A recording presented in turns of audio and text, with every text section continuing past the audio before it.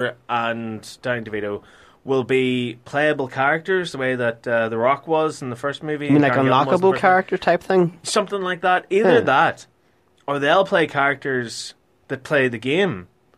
No. So can you imagine... No. Oh, how do I word this? Can you imagine Danny Glover going into Karen Gillan? Ah. But I mean, like, in the context of the game. Yeah. It's like Danny Glover, like, he could play like an older parent or a grandparent or something that sits down and tries to play video games with his little grandson. So and, like, he gets sucked into the game and he wakes up and he's Karen Gillan. That'd be so weird. So, That'd be so weird. This is something that could keep going on indefinitely, I think. I think it's a really good move for them. They are on to something here.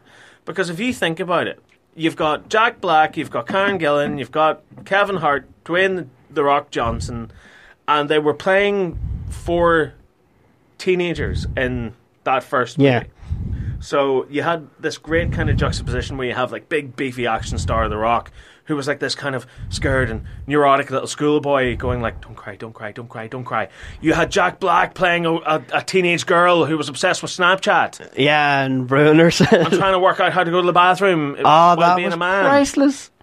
You know, so imagine this movie comes out, Yeah. and instead of Karen Gillan playing like the shy kind of nerdy girl, she's playing Danny Glover.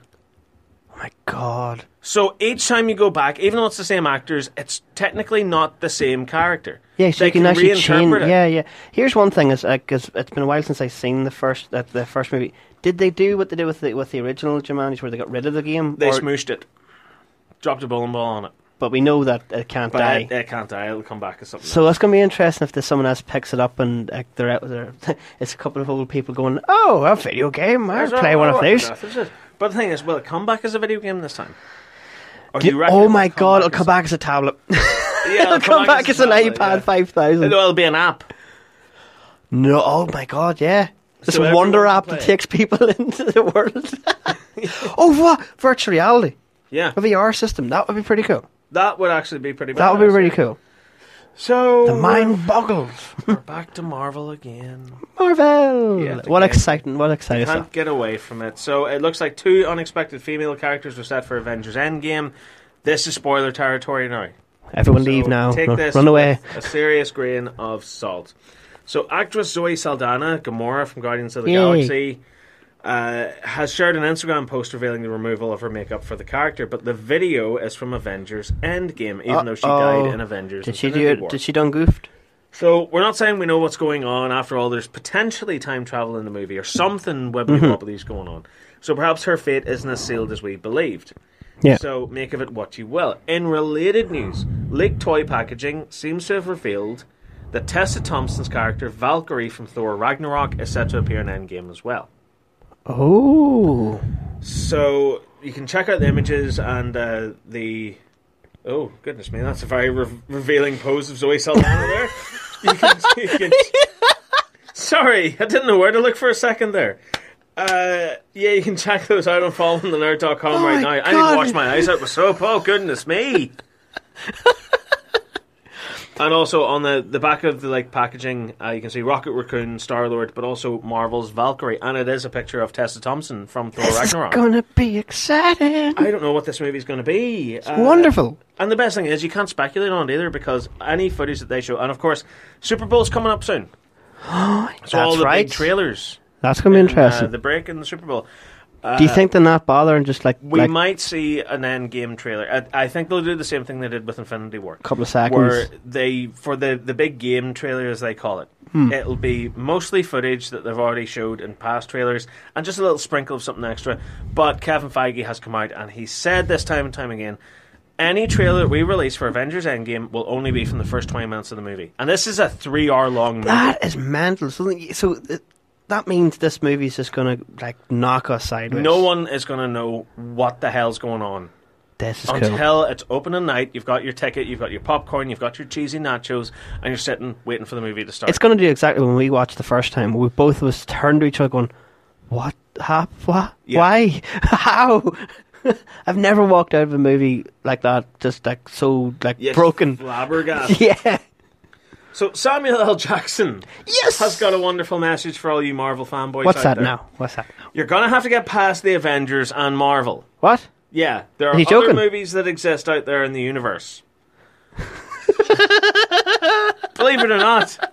That's a joke. That's a troll. He's trolling.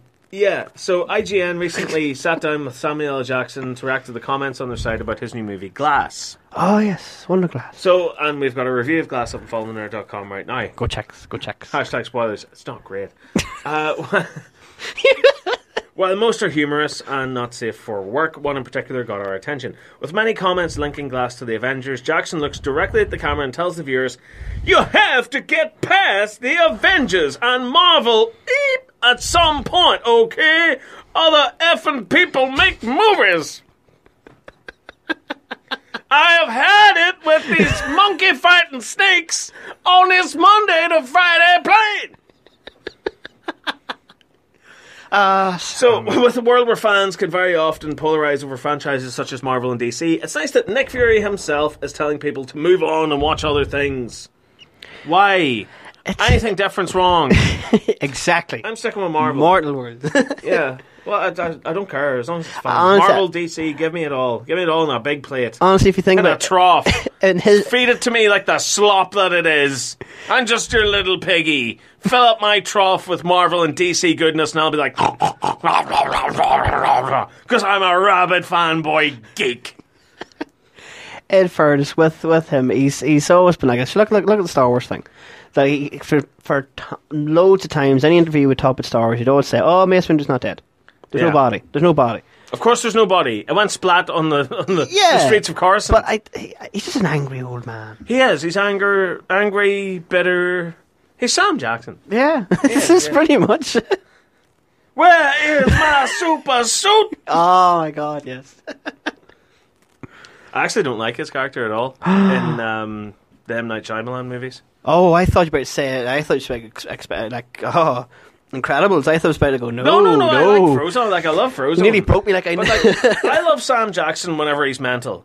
Like I don't like reserved Sam Jackson. Super like quiet like in Glass and Unbreakable and stuff, where he's like, you have to talk like you're in a M. Night Shyamalan movie, where you're very, very quiet and you have to say like words ASMR. like this, and there's no difference in the tone of your voice. I'm actually falling asleep. Yeah, it's a lot like that. And also, even in the Star Wars prequels, like I wanted Mace Windu being a total badass throughout all three of them. Yeah. And I only got two real moments of badassery to shine. One was in the second one. the arena in the second one, and then whenever he's fighting Palpatine. Oh in the my third God, one. that's perfect. That was it. Where he's perfect. like, he is the traitor. Ah! Like, I want that. I don't want Sam. Like in the first one, like in Phantom Menace, what's he do? He sits there. Talks. Waffles and irons. You refer to the prophecy that will bring balance to the Force. You say it's this boy? It's like, what? No, that's not Sam Jackson should have stood up and went, "I don't want this kid in my Jedi Order! Yes, I'm glad they're dead and I hope they burn in hell!" I want that Sam Jackson. We're not going to get an amazing Jedi. But this is Lucas you're talking about. Also explains so much about why the Jedi Order failed, because of that mentalists like Mace Windu in. Absolute psychopaths that shout every single line of dialogue that they have. And everyone looking on going, what's wrong with him now? He's so angry. So angry. Anyway, moving on, the Oscars are mental. Yes. And they've absolutely lost all sense of meaning anymore now. Because Black Panther and Spider-Man Into the Spider-Verse are set for Oscar glory. Oscar lovely. Gold. Black Panther is up for a Best Picture nomination next month at the Oscars. Get out. Done. Black Panther's up for Best Movie? What? It's serviceable at best. What would you pick? I don't know. No, first. What would you actually would say? Right, okay. So it's nominated for Best Picture. It's up there with BlacKkKlansman, Bohemian Rhapsody, The Favourite, Green Book, Roma, A Star Is Born, and Vice. It actually doesn't make sense for being there. Why is Black Panther in this? With all those, that Best Picture. It wasn't even the best Marvel movie that came out last year. like Infinity War, I would have picked. Like, Infinity War was a real proper challenge. How the hell do you fit all these characters into one movie? And they did it. And they made it beautifully. And it was great. And what a downer ending. I know. That's perfect for the Academy. Why didn't they choose that? Oh, yeah, that's right, because for the last 50 plus years, they've always voted for white movies with white directors and white casts. Look, here's the only movie. Oh, but it broke new ground. All the characters weren't white, except for two. So, why is this in Best Picture? See if this wins. You're welcome. I won't care. But, I mean, you have movies like Vice in there, which is fantastic. That's what I'm saying. It doesn't make sense to have... Black Klansman with Adam Driver. Like, brilliant. Do you think they were doing this here so they didn't want Marvel or Disney to make up a stink about it? Alfonso Cuarón, one of the most visionary directors out there, one of the most unappreciated visionary directors out there. Roma. It doesn't make sense for it. Oh, shut up. What? That doesn't make any sense. It doesn't make any sense. So, the movie is up for a total of 7 Oscars. Huh? 7! I'm not even going to read them out. The whole list is on followingnerd.com right now. I'm baffled by this. I mean, I like Black Panther. It was a decent enough movie. Sad that they killed the villain off really quickly, but you know. Yeah, but still, he was a proper badass. I loved Andy Serkis in it as well, but then they killed him off too. No, that's what I'm talking about. I'm talking about him. Like, I wanted to see him more. If he was halfway through the movie until the end, I loved it. I loved the bad guy, like the actual Michael B. Jordan's character. Oh, he was good. I loved him in the movie. I loved his backstory. I love that whenever he takes the magic orange cocaine or whatever it is, they bury him in. Yes. And he goes to like the Weird Vision quest place. He doesn't go where T'Challa goes. He doesn't go to like the tree of Black Panthers. He goes to the apartment where his dad was killed. Yeah, that was. I loved it too, where they even made it look like they're warrior race, or like a warrior clan, and they're very proud and stuff. To go that like. It's like, you know, they killed the guy off, and it made him out to be like, oh, you've killed my father. But then you find out eventually down the line why he had to go that far extreme. I was like, this is good. But still, there is one little side note before we go off from that the villain picked his armor. Yeah. And I actually love this because I read it on Twitter and stuff like that, and even interviews. He picked it because he's a big Dragon Ball Z fan. And you know when he first appears and he has that like blue like vest type thing? Yeah.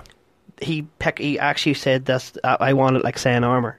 That's what it was. That was a little call out to Dragon. Oh, so that's why it's been nominated for so many Oscars. Oh wait. No. I mean, look, at the end of the day, it's a fun, it's a forgettable, it's a flawed comic book movie. It's not Oscar worthy. No, but as I said either, do you think it was them going, we don't want Disney to cause a whole big stink? Do you know what it was? It was them going, boy, we've made a lot of mistakes in the past. Here's a movie with a majority of the cast is black. Let's vote for it, shall we? It's even nominated for special effects. Special effects? Are you kidding me? That end fight sequence looked like a movie from the middle of the 2000s. It was ridiculous. Yes, it's nominated for special effects. That end fight sequence with the trains, that was a cartoon. Are you kidding me? You actually did say to me it looks like something out of like the Star Wars prequels. Do you know what it actually looks like? It looks like Joe in Spider-Man 3 whenever he's falling from the top of the building. Yes. And it's all done like super slow motion, and him and Venom are fighting each other, and it just looks like everyone's made out of rubber bands. Yeah. That's what it looked like. This is a movie that came out in 2018. Also, that shot as well at the start whenever he's been crowned the king of Wakanda. Yeah. And you look up and like the waterfalls stop and you see all the tribes, like all that. Yes. That was Phantom Menace levels of computer graphics. Where it was like all cut and pasted and it just looked so cheap. Apparently that's Oscar worthy. Brilliant. Bring it on. So Into the Spider-Verse, which is an incredibly better movie than Black Panther. Sorry, but it is. And also has a good representation of a black guy as the main character in Miles Morales. Really, really good. That's how you do it. Never mind Black Panther. Miles Morales is how you show your urban demographic. And this has got an Oscars. So yeah, it's nominated for Best Animated Movie, and perhaps it would have been better in the Best Animated Feature category as well. So it's Black Panther's an average Marvel entry, and on that merit alone, it should be judged. The movie, it does not deserve the nomination, but standing against movies like Black Klansman and The Favourite. So the Academy Awards will be held on February 24th, 2019, and it will be an absolute farce. I don't know. I'm so done. I'm so very done. What time is it? Can I go home now? Yeah. So let's talk about something that isn't comic books for a change. Let's talk about a movie. Let's talk about Mission Impossible. Ooh. So Mission Impossible Fallout came out last year, and good God, it was amazeballs. Yes. It was a really great fun movie. So